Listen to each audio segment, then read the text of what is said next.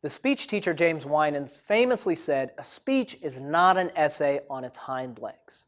And that's very true, and we've already somewhat covered this, but by now it should be evident that speaking and writing are different.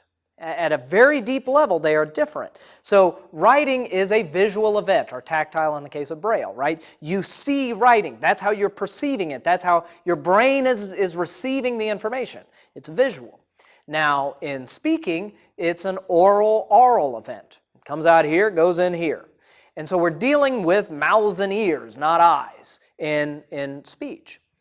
And so in this lecture, I kind of want to just talk at a very broad level about some of the differences between speaking and writing. So to begin with, fundamentally, speaking is acquired. Writing is learned, right? You did not emerge from the womb with the ability to write. You didn't come out of the womb pen in hand. Childbirth would be even worse if this were the case. But we as human beings have the ability to speak. I've got kids, and right now my oldest he's writing. We're working on him, helping him craft his letters. We have to teach him how to write. We did not teach him how to speak. Now, we may model it, we may correct it, but as a human being, he is going to speak. As a bird is going to fly, that child is going to speak, apart from some extreme cases of some biological problems.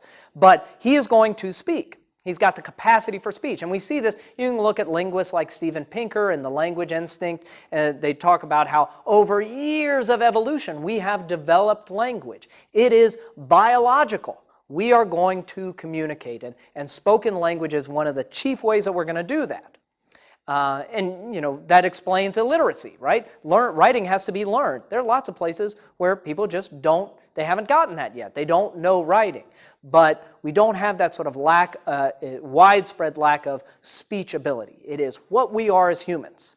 Birds fly, humans speak. Okay? So writing is learned.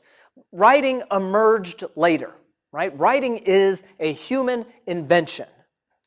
There was a time before writing. There might well be a time after writing. Some would argue online education is hastening that, so kudos to us for bringing about oblivion.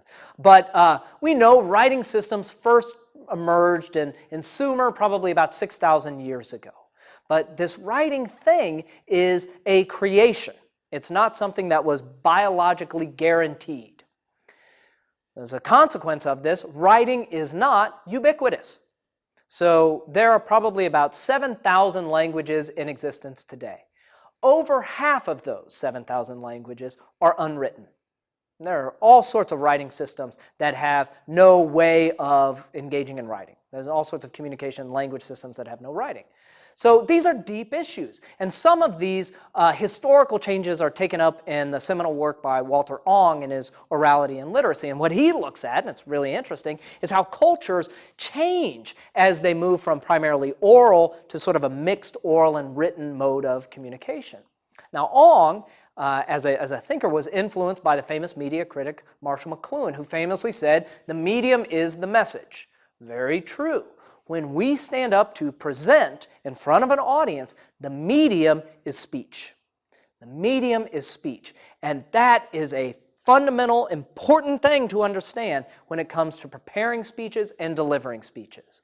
A speech is not an essay on its hind legs. It's not merely reading at the audience. So in the next lecture, we're going to do an experiment to see how these differences in media manifest, how we can hear writing when performed orally, and how we hear orality as it exists when spoken naturally.